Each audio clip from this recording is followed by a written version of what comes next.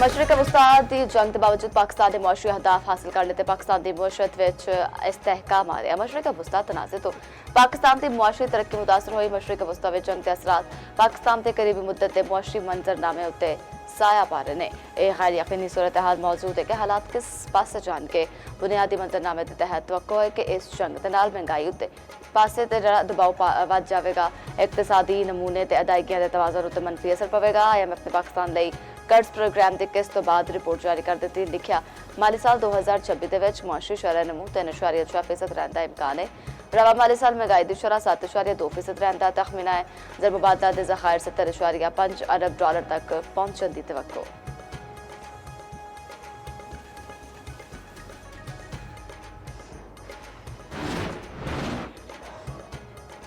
चीन की अमरीका ने एक बार फिर शराकतदारी की पेशकश हरीफ नहीं शराकतदार तालुकात दुनिया में सब तो अहम करार great hall of people Trump के एजाज पर जियाफत तो खिताब करते हुए चीनी सदर शी जिनपिंग ने दो तरफा एहतराम ते अपनी तालुकात में अमरीका ते चीन के अहम करार दे दिता आख्या चीन ते अमरीका एक दूजे का हरीफ नहीं शराकतदार बनना चाहिए सानू चीन अमरीका तालुकात को मुश्तरका तौर पर फरोग देना चाहिए अमरीका नू दोबारा अजीम बनाउंदा सदर ट्रंप का स्लोगन चीनी तरक्की दे नाल हम महनगे अमरीकी चीनी ने सदर नू चंगा दोस्त भी करार देंदे हुए आखदे ने कि अमरीका चीन तालुकात दुनिया की तारीख के सब तो अहम तालुकात ने साढ़े मुस्तहकम तालुकात दुनिया के वफाद विच रही ट्रंप ने चीनी सदर नू 24 सितंबर नू अमरीकी दौरे की दावत दे दी।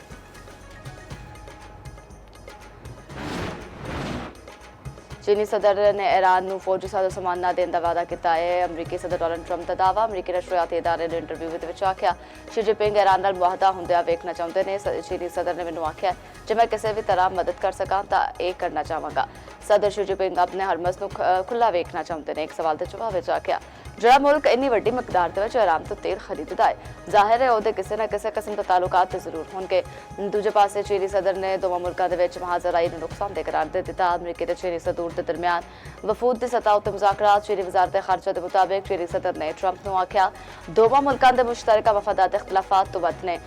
इस वेले आलमी सूरत हाल हंगामा खेज है दुनिया एक नवे मोड़ उत्ते खलोती है चीनी सदर ने ताइवान के मामले उत्ते अमरीकी सदर नू एहतियात बरतन की सलाह दी खबरदार किया जे इनू सही तरीके नाल हल ना किया गया तो दोवें मुल्क विच झड़पां ते तसादुम भी हो सकते हैं। साडा एटमी प्रोग्राम जोहारियत की बजाय मुल्क दिफा है दुनिया पाकिस्तान को जिम्मेदार एटमी कुवत के तौर पर जानती रही है वज़ीर-ए-आज़म शहबाज शरीफ का आखना है पाकिस्तान को जौहरी ताकत तो बाद हुण मुआशी कुवत बनना है हर सूरत चैलेंजां नूं अबूर करना है विफाकी कबीना के इजलास में गल की ते आख्या गुज़श्ता 1.5 महीने तो खत्ते में जंग के बदल मंत्रालय ने आरजी जंगबंदी के बावजूद होर मुल्कां वांगू साडी मुआशरत भी मुतासर हुई दहशतगर्दी के खात्मे लई दिन रात कोशिशां कि हुकूमत मौजूदा हालात का मुकाबला कर रही है मार के हक विच कौम ने एक जान दो कलब सी अफवाज पाकिस्तान ने दुश्मनों सबक सिखाया जोड़ा और दुनिया तक याद रखेगा।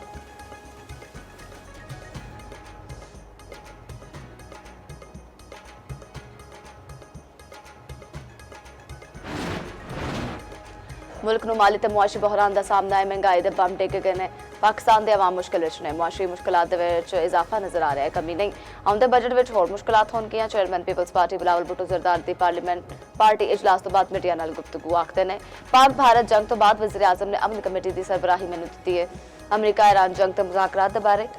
मैनू कोई पेशकश नहीं की गई एक सवाल के जवाब में बिलावल भुट्टो बोले कि हुण तक 18वीं तरमीम बारे कोई गल नहीं हुई कल तक तो नहीं पता की होगा 28वीं तरमीम से इस वेले रद्द अमल देवांगा जो कोई गल सामने आएगी हुकूमत पीपल्स पार्टी की सपोर्ट तो बगैर आईनी तरमीम से बजट पास नहीं करवा सकती।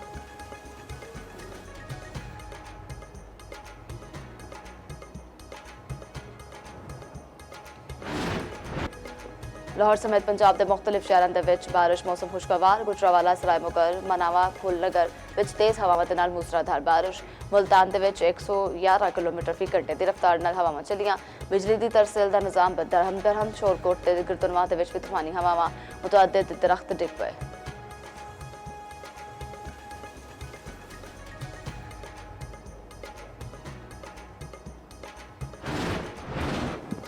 बरतानवी वज़ीर-ए-आज़म उत्ते इस्तीफे का शदीद दबाव बरकरार एक होर वजीर ने साथ छड़ दिता बरतानवी वज़ीर सेहत विल स्ट्रेटनिंग ने इस्तीफा दे दिता है मुस्ताफी वज़ीरां दी तदाद 5 हो गई किंग चार्ल्स ऑफिस की भी वज़ीर-ए-आज़म दफ्तर उत्ते तनकीद आख्या कि शाह दा नाम बुहरान विच इस्तेमाल न किया जाए।